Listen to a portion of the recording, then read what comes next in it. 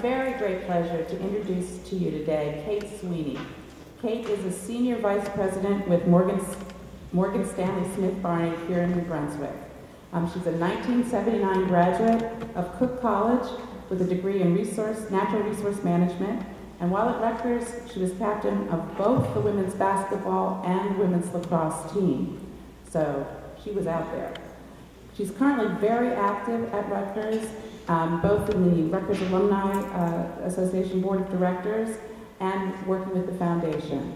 But her real passion and what she wants to talk to you about today is how you need to learn about money and be financially literate so that your future can be as bright as your promise is today. So please join me in welcoming Kate Sweeney.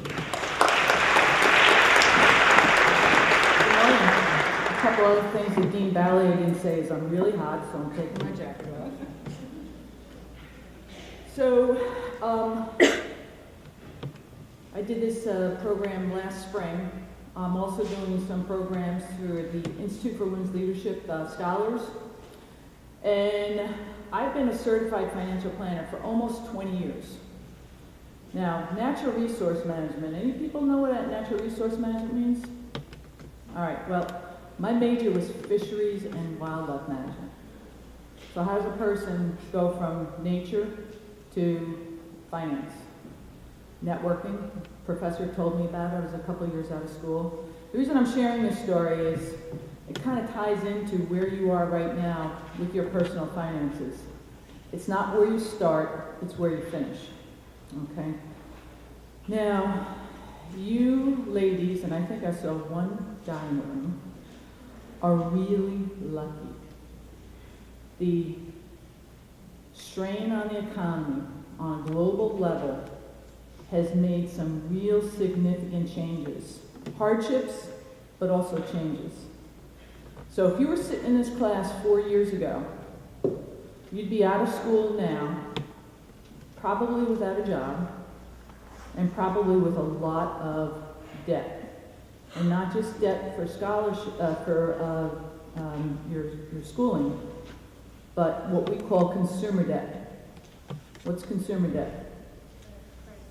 Credit cards. How many of you have your own credit card? Okay. A year from now, there'll hardly be anybody in this room raising their hand because there was a new law signed that took effect this past August, the Credit Card Act, or it's a CARD. And there's a lot of protections that a lot of you don't need credit cards. You want credit cards because you want to spend money that maybe you don't have. And my job as a financial educator is to give you some tools and tips and techniques and resources. And I could talk 24 hours straight and not give you even 10% of the information that you need. So my goal today is to whet your appetite and give you some additional resources that you can learn on your own and learn with your classmates. And maybe down the road we'll have a financial literacy house in the Global Village. Okay, so I'm going to talk for about 45, 50 minutes, and then we're going to open up for some Q&A. And so I'm going to get going. So later on I'm going to show you the link for a great tool. Some of you may already heard about this, cashcourse.org. Did you guys get an email or anybody hear about cashcourse.org? Okay, so it's a really easy name, cashcourse.org. It's a financial literacy website that is devoted strictly for college students. It's designed and put out by the National Endowment for Financial Education. So me as a certified financial planner, I belong to the Financial Planning Association, and that's one of the things that we do with this website. So I want to just kind of prime y'all up for financial realties, okay? Which budget killer can pose the greatest threat to your wallet? So let's have participation from the crowd. What's the right answer for that? Yeah, spending without a plan. Wait, did I hear something else? What's the joke in the back? Come on, we're here. You would say C. Okay, so gourmet coffee drinks. There's actually a guy that's a financial planner who trademarked the term, he's a financial literacy guy, the latte factor. Okay? Seriously. So, what budget killer can pose the greatest threat? Spending without a plan. That means you don't have a budget. How many of you in this room have a budget? Awesome. That's amazing.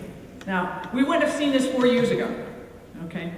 So, if you don't have the money, again, 4 years ago, someone didn't have the money, they want to go on spring break with their friends, what do? They throw in a credit card. Oh, it's $2,000.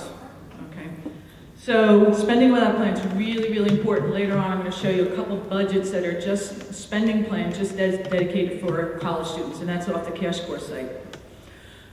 Okay, so on your 20th birthday, if you begin putting in $200 a month in an investment account, earning 8% annually, how much will you have by the time you turn 50? The big number, okay? So, you can't invest money if you don't have it, right? So how can you make yourself have money? Get a job, okay? So, can you guys hear me in the back? All right, because sometimes I have to use my hands here. If someone has income of this, and they have expenses here, what does that mean? Bad, okay? So what can they do? It's hard to increase your income. You decrease your expenses. That's where budget comes into play, okay? If you don't have it, you don't spend it. Now, there's a saying in what I do, there's a saying called pay yourself first. Anybody heard that saying? 1, 2, 3, 4, 5, 6. Any over here? Okay, so pay yourself first means, and this is especially important for women, because women as nurturers, as caregivers, plenty of moms, single parents, they get their paycheck, they're paying the rent and the mortgage, they're paying the utilities, they're buying the food, they're paying the insurance, they're paying the cell phone bills, they're paying this, they're paying that, and they pay all their bills, but they didn't put any money inside savings for the future. So with pay yourself first, before you pay any of your bills, you do a budget. You figure out how much are you going to set aside for savings for the future. So, if you set money aside, you have extra money that you can invest down the road. Okay?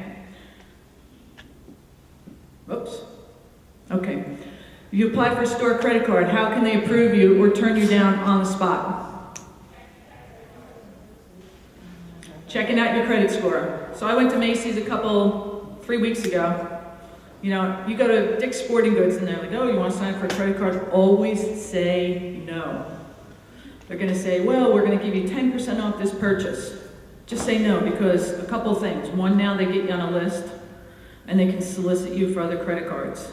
It's very, very tempting. Just pay cash or pay with a debit card and cash that you have in the account. So yes, they check out your credit score. So I go to Macy's and I spend a lot of money on some fall clothing, and they do. Oh, if you sign up for a card today, you get another 15% off and 20% off, and I'm like, oh, that's some significant dollars. So I signed up for the card. I hated doing it because I don't like Macy's, and I paid my bill as soon as I came in, and I canceled the credit card because I don't want them soliciting me on anything else. But I did want to save the $300. So I did it for the day. All right, what is the average fee you have to put on to hold a scholarship? Nothing. Have any of you, did you ever get solicited for, hey, give us money and we'll find you scholarships? Okay, there's a lot of scam artists out there, especially through email. So, nothing. This is a good one. If one of your apartments drops out and leaves an apartment you've leased together, who is legally responsible for that roommate's share of the rent? Okay, so what is it in New Jersey? Depends if your roommate signed the contract. Anytime you're getting an off-campus apartment, you all need to sign it, because then you're protecting yourself. You're not holding the bag. But that's really important. Now, have you ever really read a contract? It's like you shake your head, you say, oh, that's too hard, I don't understand these words, or they have the whereases and the therefores, and You know, for those of you going to go to law school, maybe that's pretty cool, but for most people, they're like, oh, I don't understand that, I'll just sign it. Got to be very, very, very careful. Don't ever feel pressured that you have to sign something. Some of you have friends, family members. There's a Rutgers Office of Legal Services now, Student Legal Services. Go to them. That's their job, to help you with stuff like that. You guys all know what fishers are, right? Now, some of them are so unbelievably creative. I work for a really, really big financial company. And my clients sometimes send me an email that they got that looks like it was exactly from Morgan Stanley or Smith Barney.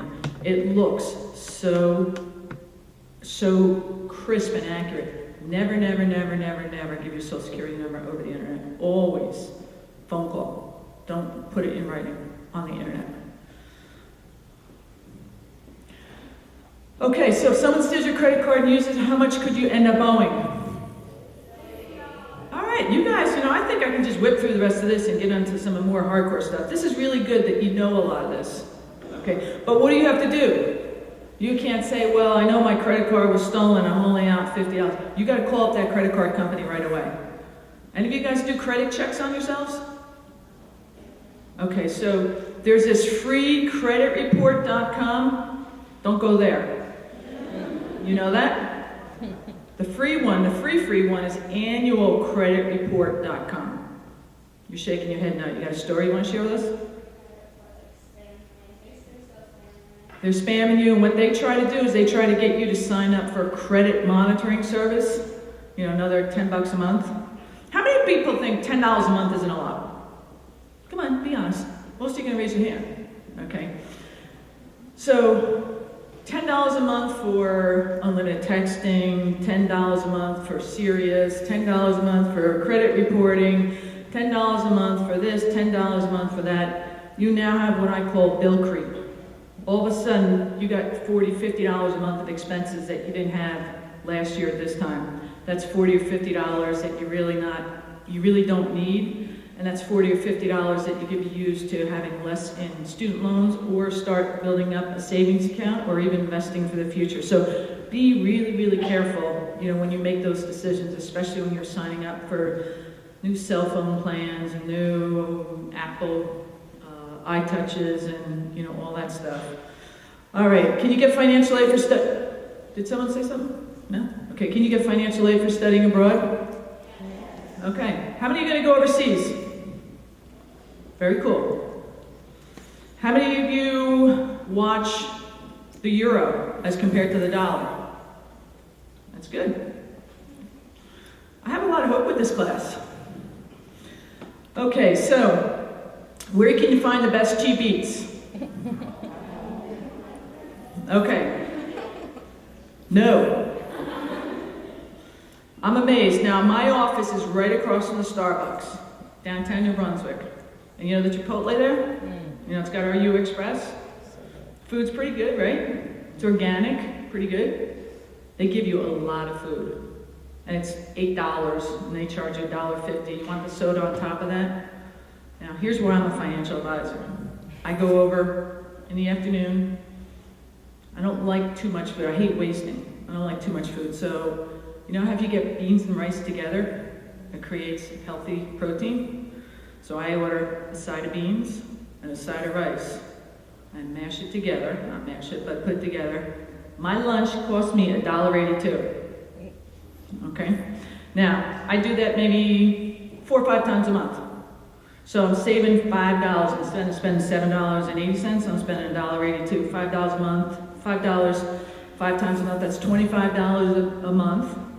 That's $300 a year. Can I do something with $300? Yeah. So you need to, just kind of think about these things. Nickels and dimes. You ever hear the saying, nickels and dimes, they add up? They really do. When do you have to start repaying your student loans? So, over the last years, I've been preparing for some of my financial literacy talks. I've attended workshops myself. There's a professor over at Cook, Sebs. Her name is Barbara O'Neill, Dr. Barbara O'Neill. She's in the family, I don't know, they have some fancy name for it. She used to be a home economist. Barbara's a certified financial planner. Okay, she teaches financial literacy. I went to a program that she did this summer called Financial Literacy Boot Camp for educators. So if you have sibs, cousins that are starting their first year, freshman year, in New Jersey high schools, there's a new state law. And every one of those kids that are graduating from a New Jersey school that are starting this year, they have to come out with 2.5 credit hours of financial literacy, which is really, really, really good. New Jersey is one of 6 or 7 states that has put that law on the books.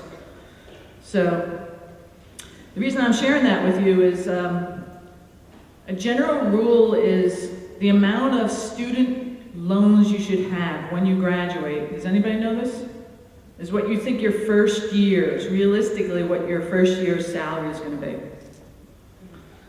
So I was at a networking event last week, and a woman came up to me and says, oh, you know, my daughter graduated from Rutgers a couple years ago, and she has 60, with interest that's accrued, she has $65,000 in student loans, okay? She doesn't really have that much of a job. She wants me to co-sign the loan for her, and they'll give her a 30-year loan on $65,000 at 8.25%. So I'm going to tell you, I went back to my office. I said, well, how much is that monthly payment going to be? $488 a month for 30 years. So the reason I'm kind of sharing some of these stories with you, education is extremely important. I'm right there with you. But as a vacation to Cancun is not getting a job when you can get a job, not working, 2 jobs in the summertime. You're in a different economy, a different world than what we were even 3 or 4 years ago. So the way that you thought things were going to be have really, really changed. They're going to change some more. So you really have to kind of think differently about money. What you do with money to make it and what you do with money to spend it. We're in a consumer society, and you have messages all the time. Spend your money, spend your money, spend your money.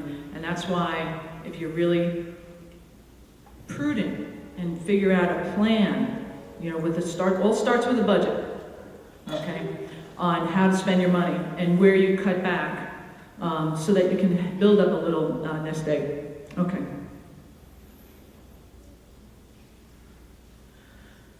All right, so what's the millionaire's secret? Live within your means and invest the rest. Okay, so there's a series of books out there called The Millionaire Next Door. I work with wealthy people. And sometimes they come into my office and they're wearing blue jeans and they're just dressed very, very comfortably. And I also have people come into my office that they need help because they have debt situations and they have big fancy purses, and every time they come into my office they have a different purse, and I can see the types of clothes that they wear, and I see their shoes, and I see where they spend their money. And remember that saying I said before, it's not where you start, it's where you finish? You guys are what, 18, 19 years old? I'm talking to you about stuff that's going to have a big impact on you when you're 40, 50, 60, 70, 80, 90, and 100 years old. So, it's good to practice when you have less zeros, right? Now let me again, let's say someone gave me, not me, because I wouldn't do this, but let's say someone said, hey, I have $1,000, and a friend of mine gave me this hot stock tip. And I'm going to go to charlesschwab.com or etrade.com and invest that $1,000. And stock goes down to $200. And someone says, oh, it's not really that big of a deal. So I lost $800. But let's say 25 years from now, or 15 years from now, God bless you, you're changing a job. And you sold to the side a lot of money in your 401k plan. You have $100,000 sitting in a 401k. And someone says, hey, I got this really hot stock tip, or here's 4 stocks, or here's an aggressive mutual fund, and you put your money in that investment, and it went from $100,000 down to $20,000. It's the same loss as 1,000 to 200, but there's a lot more zeros on it, and it's more painful. So when you're younger, and you can kind of practice, with less zeros on the equation, your mistakes and your gains aren't going to be as painful or as euphoric, but you're building up good skills so that when the big money you're having responsibility for, you're going to be more confident, more prudent, and more successful as an investor. How much money should you keep in your emergency fund? Okay, give me some feedback on that. 3 months, 3%, or nothing. So the traditional, as a CFP, the traditional rule is 3 to 6 months of your fixed expenses. So, students, what are your fixed expenses? $22,000 tuition at Rutgers University, right? So this is more for when you're out in the real world. Here's what I tell people. A lot of folks are still concerned about job security. So if they have a job, that's good. If they don't have a job, they still have mortgage, they still have rent payment, maybe they're gonna get unemployment. Anybody know what unemployment is a week? Hunch? Did someone say a percent? The top is about $600 a week. Okay, so that means, about $30,000 a year. So someone who is making a $20,000 a year job isn't gonna get 30. But someone who is making a $60,000 a year job is gonna get 30. So, $50,000 or $60,000 living in New Jersey doesn't go that far.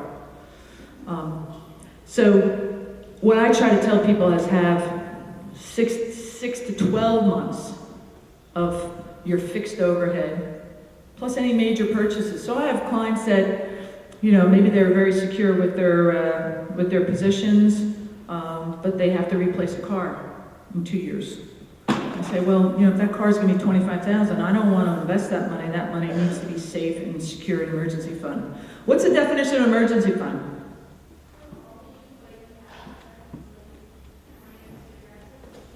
It's liquid. That doesn't mean it's your drinking money. I'm supposed to be a joke. Former students would laugh at that, but I guess we're in a new economy here. So, liquid means it doesn't fluctuate. What's liquid? Savings account, checking account, maybe short-term CDs. So, any of you shop the banks on George Street to see where you can get the best rate on money markets or savings? You just go to Bank of America or PNC or Chase. Okay, I'm going to suggest to you that you look at some of the smaller banks in town. There's Amboy National, which is on the corner of George Street and Baird Street. Small banks care a lot more about their customers, and they're much more competitive and lower fees. So you may also have smaller banks in your towns that you live in. Not the Bank of Americas, not the PNCs, not the TDs, not the Chases, small banks. Okay. So also in New Brunswick here, there's a bank called Magyar Savings. They're not. They're over by the hospital, and they're kind of on the perimeter of town. So small banks give much better opportunities for liquid monies, and they also don't whack you with the fees that the big banks do. Okay, how can you tell if your identity's been stolen?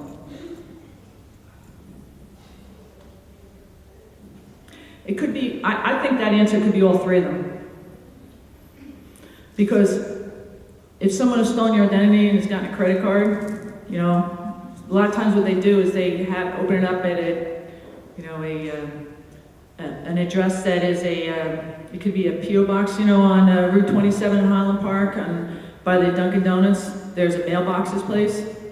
So if you had a post office box there, it wouldn't say P.O. Box 156, it would say, 226 Raritan Avenue, Highland Park. So, the bad guys and the bad girls, they have ways to be very deceitful, even if it's for a month or 2 before you figure that out. Spam email and mail address to someone else. Okay, if you're trying to build good credit, what is the most important thing to do? pay your bills on time. Okay. A question that often comes up is, I have 8 credit cards. I want to go down to 2. I've seen the light, but I heard if I cancel a credit card, it's bad on your credit rating. Not necessarily true. Number one thing is to pay your bills on time. So if you do a credit report for yourself, you'll see, where you have credit cards, like a Victoria's Secret credit card, or Abercrombie & Fitch credit card, or a Gap credit card. They're the ones that you have to really be careful of. One of the reasons I dislike Macy's so much, do you know what interest rate they charge on if you have a balance with them? 24%. That's the maximum allowed in New Jersey. Okay? So, when I got that bill, my bill was for like $650. And they said, minimum payment is $25. They want me just to pay $25 so they can get 24% annualized on the rest of that money.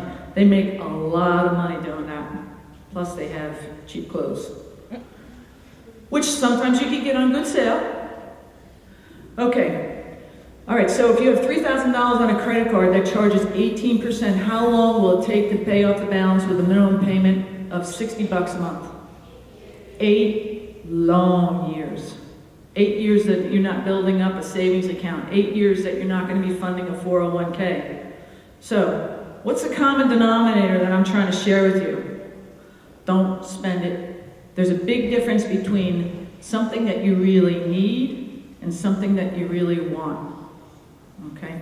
So needs are, things that are necessities. Wants are what you'd like to have. Okay, your credit card can affect your ability to both.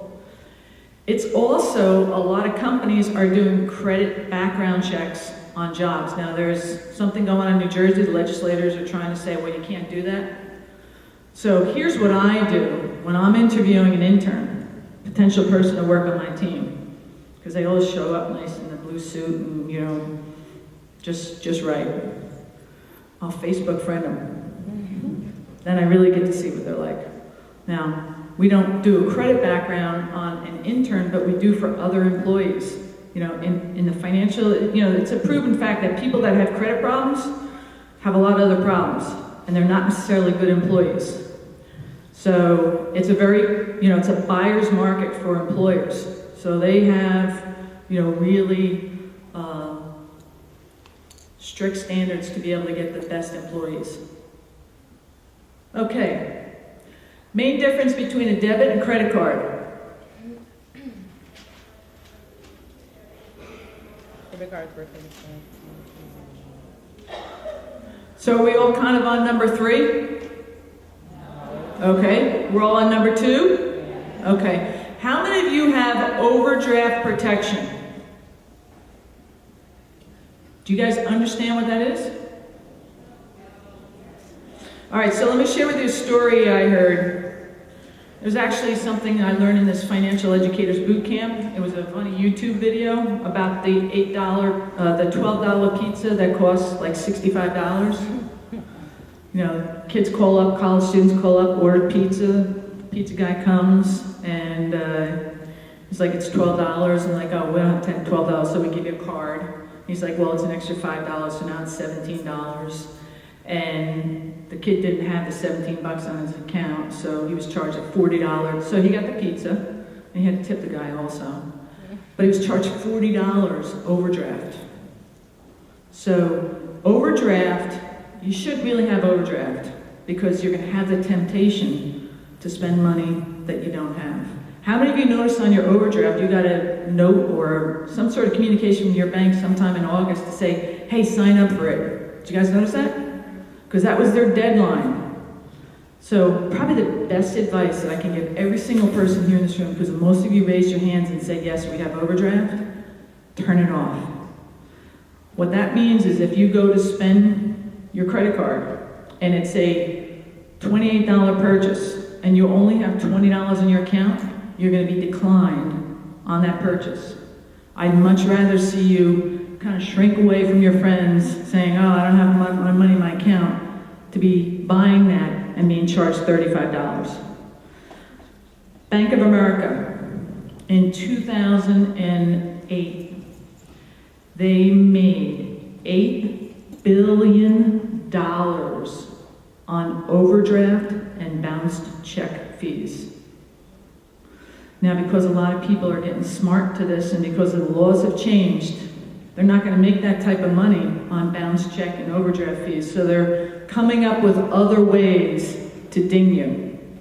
So in the past, if you really never looked at your bank statement, start looking at it. Because there's going to be charges on there that you're going to be like, why are they charging me $7.50 a month? Because you don't have a minimum balance. So you really need to learn that stuff. You know, $7.50 times 12 months is how much? It's $90.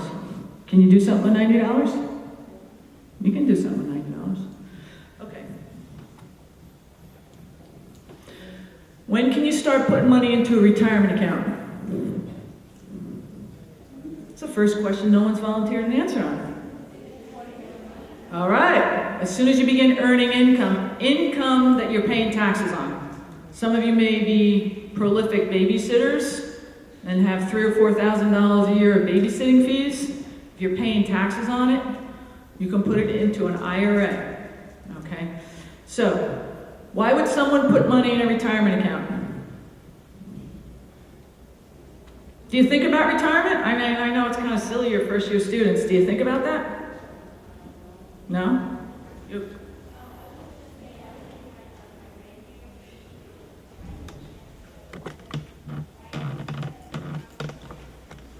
Okay, so the comment from Ariel said that she watches her grandmother who gets retirement checks, but the retirement checks, the income coming in from the retirement checks is here, but her grandmother's expenses are here. It's not enough. So, I know you got a lot of stuff on your mind, and hopefully you'll take my advice and you'll spend time on that cash course site and you'll self-teach yourself and you get pockets of friends that you'll say, hey, this is pretty cool, let's keep going with this. But things are changing in the world where people, 25 years ago when I first started doing this, I had clients that worked for one company for 40 years. You know the squid plant, Versailles squid plant on College Farm Road? You know, they had people that worked there 40 years, from age 22 to age 62. They retired. They get a pension check each month. They get Social Security check each month. Their houses are paid off. They had 401ks. Those folks were in great shape. Companies don't offer those types of pensions anymore. State and local government offer those types of pensions, but guess what? They're going away. New people like yourselves, they're going to come and work in those types of environments. You're not going to get those, what we call defined benefit pensions. So again, learning what your pension is going to be is how successful you were as a saver and an investor. You don't want to work till you're 80, do you? I mean, I know you just have to get through the semester, then this year, and then the rest of Rutgers, okay? But I know you all think about that a little bit, or at least I hope you do after today. So, yes, as soon as you begin earning income, okay? So if someone on their 21st birthday put $100 a month into a retirement account at 8%, how much would you have at age 65? The big number on the bottom, okay? So, for me, you know the Aesop fable, the tortoise and the hare? Okay, I'm a turtle, you know, investing, managing money, not me as a professional, but me as, you know, taking care of myself, Kate Sweeney. It's a marathon, it's not a sprint. So you start off with little investments. I remember I was about 26 years old and my 401k, all of a sudden, it got to $25,000 and I was so excited. I was like, wow. All of a sudden, you know, and then like 4 years later, it was $100,000. And unfortunately, over the last 5 or 6 years, it's more than 100, but it hasn't grown because the markets have been challenging. But that's okay. I've been buying things at a very cheap price, and I know when I retire, they'll be higher in value. Okay, the resource. Please write this all down. Because if you just go to cashcourse.org, you have to register, and you don't have access to the regular Rutgers site. So if you just go to cashcourse.org/Rutgers, it's a great, great, great tool. This is the first page of a budget. Okay, so, and this is from the Cash Course site. Okay, and the reason I share this with you is it has a lot of things that are student-centric. For instance, software downloads, paper and toner, music downloads, magazines, going out, coffee, vending machine purchases. I really, really, really want every one of you today to go to that website, cashcourse.org/Rutgers, and go to the spot where it's like, it says setting a plan and a budget. And then again, here's more expenses, okay? Print that out and start working your budget, your spending plan, okay? When I have potential clients reach out to me, I make them, or I nicely ask them to send me certain materials so I can get, pulse on where they are. And one of the things I have is I call it a spending summary. And it's really the same thing here. I don't like calling it a budget because people think I'm going to be like putting them on a budget. Adults don't like going on to budgets. Some of them they need to, and you'll get a really good pulse of, whether or not your income is greater than your expenses. This also is a really good tool, just your financial goals worksheet. So, you break goals into short-term, intermediate term, and long-term. So when I'm dealing with adults, short-term goals are sometimes paying off credit card debt, saving up their emergency fund, any major purchases. Intermediate term, and I usually look at a time frame of 2 years and under. For intermediate goals are like 2 to 5 years, and then long term is 5+ years, which is usually for adults, it's college for their kids, and it's also retirement for themselves, and some folks also have responsibilities for older family members, elder care. All right, so while we're waiting for this, I'm going to just tell you a little bit more about myself. I'm the oldest of 7 kids. I was an EOF student. I started giving back to Rutgers in a financial way when I was age 25. Now the crowd is getting really quiet right now. This is a great place. You're all going to be successful in one way, shape, or form. When you graduate from Rutgers, please start giving back, even if it's $25 a year. You make a little bit more money, give a little more money. Now, it's important for me because being from a really large family, I needed a lot of financial aid. So I had EOF, and I had other things, and I did work study. But I was playing basketball my first year, and we had JV at the time, and I was on the junior varsity team. I got moved up to varsity, and I had a game, I had like 8 points. And the athletic director came up to me, and she said, "Oh, Kate, great job." And what did I ask her? "Can I have a scholarship?" I did. And you know what she said? "Come and talk to me tomorrow." And you know what she did? She gave me a scholarship. So you know that saying, you don't ask, you don't get? Okay. Now that woman, her name is Rita K. Thomas. And she retired from Rutgers about 10 years ago. And she's been a close personal friend of mine for a really long time. 2 months ago, I set up a scholarship in her name. It's called the Rita K. Thomas Women's Lacrosse Scholarship. So, give back. All right, so we're now going to another PowerPoint. And Barb, let me know how we're doing on time. This is parts of this I use for my Institute for Women's Leadership Scholars Program orientation that I did in the fall. So, some of this will repeat some of the information I talked about earlier, but make your spending plan. I can't stress enough. What's the first thing I told you need to do? Overdraft protection. Cancel it. It's not good for you. It's only going to cost you money and make the bank money. Okay? Spending plan. You know where you can get it on Cash Course. Okay? List your income expenses. What is fixed? What is flexible? Fixed are your non-discretionary expenses. And again, some of this is a little overkill for you right now because you have big expenses and not big income. But practice on, because when you get out of school, or even the summertime, okay? How many people here do a budget? Really, I know we raised hands before, but how many people really do a budget? That's good, all right? We'll get more of you raising your hand in the future, okay? Set realistic amounts. Make savings a fixed expense. That's that pay yourself first. Convert irregular expenses to monthly amounts. What does that mean? You know, like your auto insurance. You know, you pay that maybe twice a year. So if it's $1,000 a year, how much is that a month? $80 a month. So that's, you know, how you work it out in your spending summary. Review periodically. Don't just, you know, write out a spending plan and don't look at it again. Okay, so review it and make changes as needed. And I have to tell you, you know, if you have deficit spending, you know, more money going out than coming in, and you make changes, what happens is you start getting positive feedback and you start becoming more financially confident. You know, you're paying for this convenience, okay?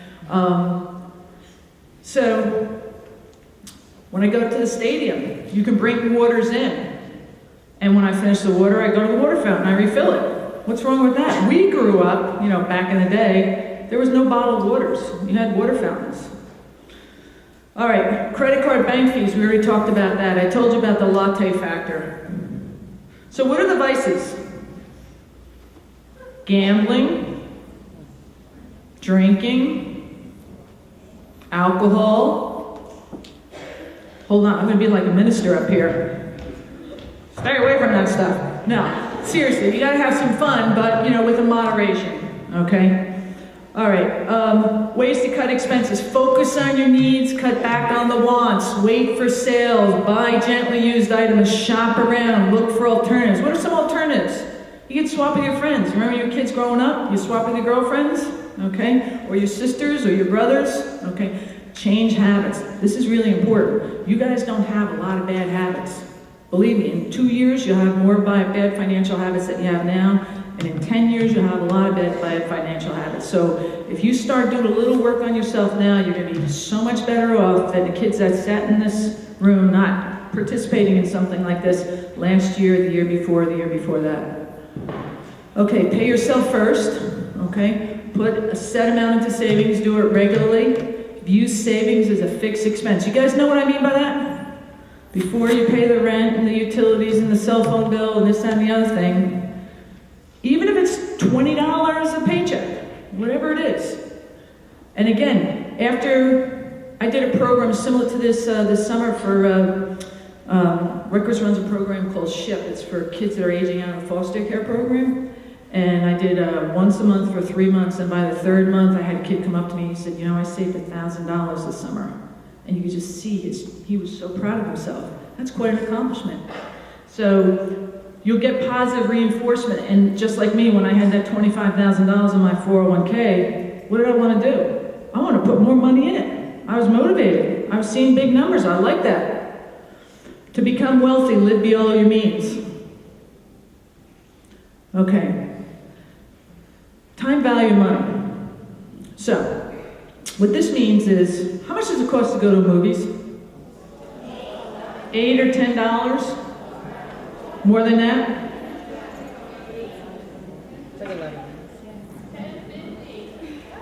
She said $5. How do you get $5 movie? Go to a matinee. Okay. Netflix. Well, what I want to just share with you is the cost of a movie. Can you remember when you first, started going to the movies? How much were they? $5. Now they're 10 plus. You know what that is called? Inflation.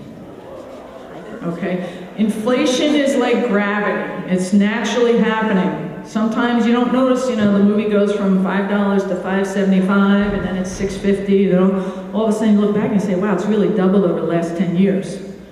So, inflation is a way that kind of interest ties in. So, the third point, the earlier you start to save, the more your money will grow. Rule of 72, write this one down. Okay, I use this for clients that are young and are afraid of the market. And they say, you know what, I want to keep my money in a 2% account. If we could get 2%, we'd be very excited about that. But the rule of 72 is you take 72, you divide it by the rate you're getting your money, and that's how long it takes your money to double. So, 72 divided by 2, 36 years. Let's say someone put their money exposed to a little bit more risk. and let's say it got 6%. How long will it take their money to double? 12 years. You like that better, don't you? So, the saying is, the higher the risk, the higher the reward. I'm not saying that you should be really risky with monies that you have down the road, but money you don't need, 5+ years, you should expose it to the stock market and through mutual funds. And I know you might be a little young hearing this, but in 5 years from now, 6 years from now, when you're out of school and you're signing up for your employer 401k plan, and you want to make sure that you have a diversified portfolio of stock mutual funds. 5 minutes? Okay. All right, small savings, these nickels and dimes I was talking to you about. Oh, look, here's some of the vices. Okay, the piggy bank in the middle. So if you save $50 a month, that's $600 a year. Okay, 3 buckets of investments. I kind of talked about that short term. Things that you need in the next year or two. Intermediate term, 2 to 5 years. And again, this isn't really for you. This is, pretend we're 5 years from now. And you're back at an AADC meeting, a revival, Associate Alumna at Douglas College, right? You've been invited because you're giving $25, okay? And you're saying, oh yeah, that's right. Remembered about that long-term investing, okay? Understanding credit. You're using someone else's money today, you gotta pay back in the future, you have an obligation to pay it back. You hear about a lot of people declaring bankruptcy. What do you think happens to their student loans? They do not get discharged. So someone could owe $30,000 to 3 different credit card companies and $30,000 to university loans, and their credit cards get discharged, but they still have to pay their student loans. So be very, very careful when you take only the money that you actually need.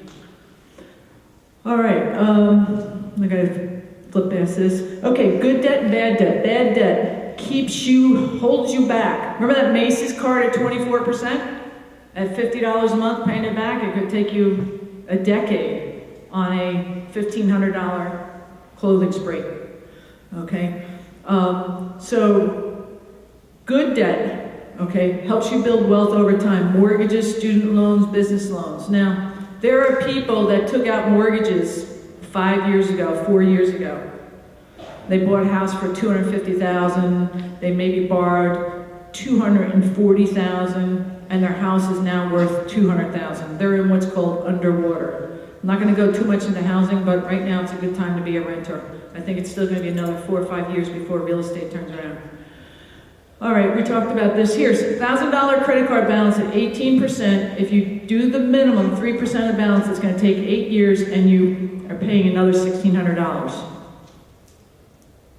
Wow. That's not a good wow. Okay. So if you're paying more, it takes only 4 years. Okay. Creditworthiness, check your credit report. All right, so here it is. Here's the good one. Annualcreditreport.com. Not the knucklehead guys that do the, commercials for freecreditreport.com. That's a bad one. Okay. You can get a free, and again, a lot of you should all do this once. You're actually, some things that I'm saying, well, you're only 18 and 19, maybe you should be focusing on this, just focus on getting good grades and developing relationships, but this stuff has to be in the back of your mind, okay? And again, cashcourse.org/Rutgers, unbelievable amount of tools out there. Alternatives to using credit, okay? Rethink your goals. Do you really need something, or is it something that you want? Pay with cash or layaway. Be careful on those layaways. Some of them have very, very high. Actually, I shouldn't even have that. Just pay with cash. Save up to buy something. As consumers, we just want that immediate satisfaction. That's why the Apple store in the mall is always the most crowded store. People walk in there and they want to walk out with that white box. Use a debit card, because if you don't have the money in your account, what happens? You can't spend it. Postpone or do without. Okay. People who are desperate pay more to use or borrow money. Cash advance stores, check rent-to-own stores, check cashing stores. Anybody know how much you paid on check cashing? About 10%. So you have, a person, New Brunswick has a lot of lower income people that, they don't trust banks. They get paid in a check. They don't have a bank account, they go to a check cashing store, someone has a check for $350, they walk away with $315, they have to pay $35.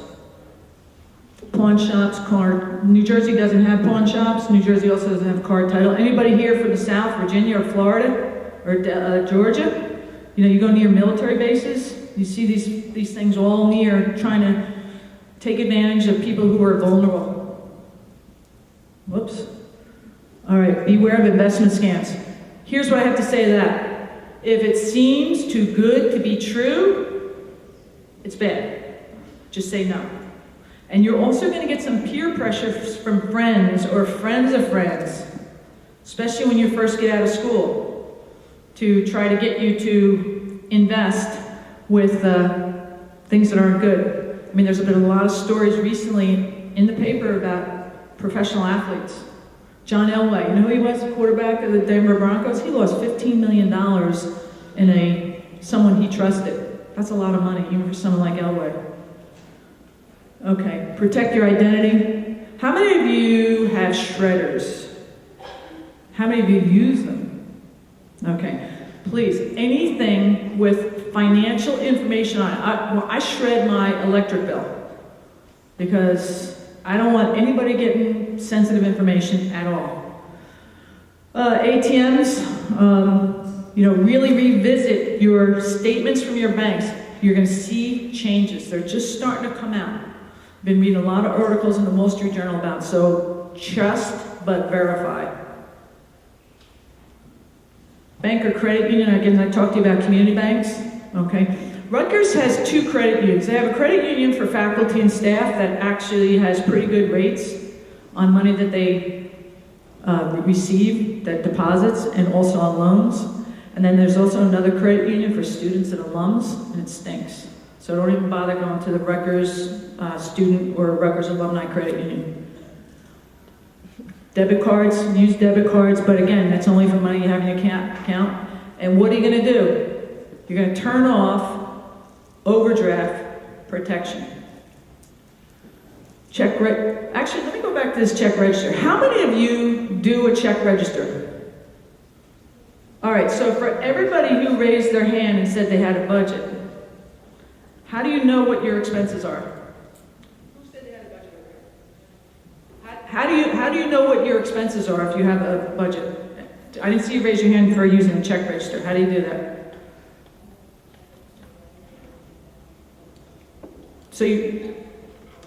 So you write it down. Okay, that's the same concept. Great job. How about you? Write it down. Okay. You know that saying, what gets written gets done? You know, if you see these numbers in front of you, it makes it a lot easier to change your behavior. All right. So I'm going to open up for questions and answers, or your questions and hopefully my answers. And so if you have a question, just come up to the mic so everybody can hear it. I just have a question, like, in terms of sales and stuff like that, like, a lot of stuff is a lot cheaper online. So I buy, like, a lot of stuff online that I need, so how do you know when you're buying stuff online, like, what's a good website to put your information in and what's a bad one? the way I would do it is if it has the HTTPS, you know, in the web address, you know, if it has yes, it means it's secure. So do not buy any purchases unless it's an HTTPS. The other thing to do is if you use a PayPal, you know, it's got like another layer of protection and security there. And PayPal doesn't really cost you anything. Yeah. Okay, you're welcome. Does credit score ever go away? Credit score does not go away. I think credit scores are getting more involved, more sophisticated. So no, it doesn't go away. I could talk more about that. If you want specific questions, come afterwards. Okay. I actually have two questions. Only allowed one. Go to the back of the line after you're done, because no, I'm only kidding. Let's say you don't want to use a credit card. Is there other ways to build your credit score without having to sign up for it? So, are you not eligible for a credit card, or you? Not that I'm eligible. I just don't want to start using a credit card. Here's what I suggest: get a credit card, spend some money on it. When that bill comes in, pay that bill off. Now you're starting to establish credit. So I don't want you guys to think that credit cards are bad. I think everybody should have a credit card. You use it, just little uses. Pay that bill off in its entirety as soon as it comes in. So in 4 years from now, you're graduating from Rutgers and, you have good credit established. So credit cards are okay, but you have to use them prudently and only for things that you really need, not what you want, and pay that bill off right away. Okay, so my second question is, you said pay yourself first. Like, do you have any advice for people who are in like severe situations that they can't pay themselves first? That it's just that all their income has to go towards what they need to for their daily expenses. It's a really good question. So income is here and expenses are here. There's no money left over to pay yourself first. So I'll share with you with some things I've seen clients do. They've stopped their cable bill. It's $100 a month. They watch things on, YouTube or whatever it is. They get a second job. Okay, you can't really go and ask your boss for a raise because they're like, hey, yeah, you kidding? You're lucky you have a job. How you can reduce your expenses a little bit, okay, and how you can increase your income a little bit. I did a program not too long ago, and there was a student who worked for Rutgers Dining Services for a couple of years. And she asked kind of the same question. I said, well, you've been trained in dining services. Now why don't you go to the Hyatt and ask them for a job? Because now you're a skilled banquet server, and they're probably going to pay you 2.5 times what you're making at dining services. So, think of the skill sets that you have right now and how you can kind of upgrade your position and upgrade your income. You're welcome. Hi. A lot of people don't know about the secured credit card, and when I went to the bank to get a secured credit card, the people didn't know. They were just they just wanted to give me an open credit card with someone having co-signed it. So what do you think is better, going from a secured credit card to a non-secured credit card, or just directly to a non-secured? So if you could tell me what the definition of a secured credit card is, I'm not familiar with that term. Okay, a secured credit card is basically you pay $300 and basically you make expenses for the entire year for $300 and you keep paying it, and the credit card the bank sees that you are paying, you're doing everything on time, you're a good customer. And then after a year, they change the secured credit card into a non-secured credit card without the need for someone to, co-sign that application. So what you're doing is you're showing the bank, hey, I'm a good credit risk. Right. Okay. They're giving you a limit of $300. Right. You're paying the bills off. Is it costing you anything for that privilege? No. Okay, I think that's a good. It's a good deal. For a year, and then you get. Yeah. You're basically proving to them that yes, I can do this. So I think that's okay. And also, you said that in the upcoming years, they're gonna make a law, how they're not gonna give credit cards to college students. So then, why is it important for people to start building up their credit history from college life? How would that affect credit history for college? So there's a lot of buzz in the room about, getting credit and having good credit. So it's not just college students, it's people under age 21. So you can get a credit card if you're under age 21, if you have someone who can co-sign, as you say. It doesn't have to be a parent, it could be another family member. Or if you have a job that proves you have X number of dollars of income coming in. So I think everybody should be having a credit card to practice with these types of strategies so that you can build up your credit. I'd rather see you have a secure credit card with use and payback than no credit card at all. Credit cards are also, important sometimes, certain places, you don't want to use cash. You want to put it on a credit card. But again, for a need, not for a want. So I hope, did I answer your question? Okay. So credit cards, I want to tell you, credit cards are okay, provided that you're using them knowing that you have the money to pay that bill off when it comes in 3 or 4 weeks. Yes? Okay, so you spoke about with student loans, like the amount you should have is what you think you're going to make realistically your first year salary. But like I'm going to law school, so that's like 3 more years. It's going to be like $120,000 like that. Like realistically, I'm not going to make like $160,000 my first year out. So is it like an exception for people who are going to like grad school? Kinda, for people that are gonna have, professional occupations, but I have to tell you, it's really hard for law students right now getting jobs because they're competing. Kids that are graduating from law school in 2011 are competing with the kids last year to get jobs, and they're competing with people that have been downsized over the last 3 years. And firms that used to pay $130,000, no problem for a first year, maybe it's 65 or 70. So, you have to really decide, how important, is getting a legal degree right out of school, or do you work doing something else to really figure out is, $120,000 of debt, you could buy half a house with that. Okay, so just, think a little bit differently. You're a first year student, so, who knows, maybe you'll become a financial advisor in 4 years. You're welcome. I recently opened up a checking account at a bank where I also have a savings account because the checking account doesn't have ATM fees like the savings account does. And the person I talked to at the bank suggested that I transfer my money from the savings account to the checking account and close the savings account.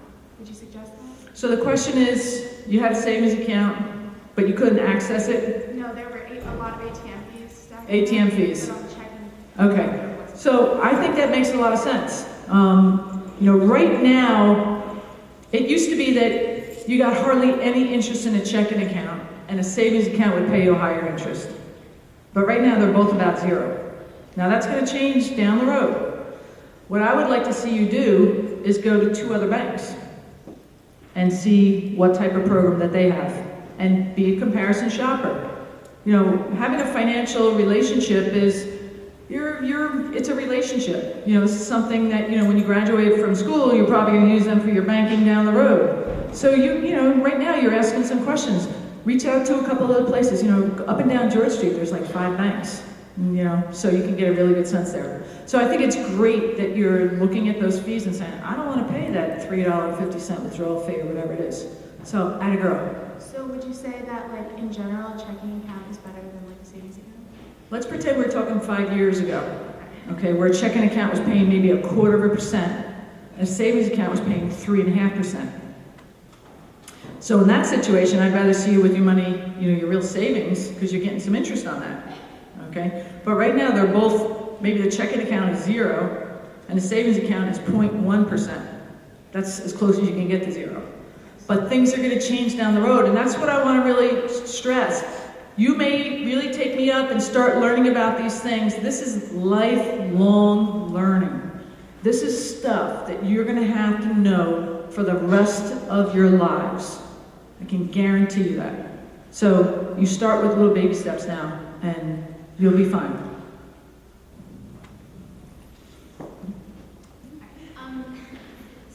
What is your view on certain student credit cards? Because I know that for me, I opened a student credit card, and really with little or no income, you can as long as you're going to be a university student, and you also do need to co-sign. So what is your view on the best ones? So my view is if it doesn't cost you anything, okay, and they have a limit on how much you can put on it, and that you're using it for your needs and not your wants, and if you're paying it off, it's in its entirety when that bill comes in, I'm all for that, because you're starting to establish credit. You're starting to become responsible. Not that you're irresponsible, but you're building up good skills. So I'm okay with that. All right. Please join me in thanking Kate Sweeney.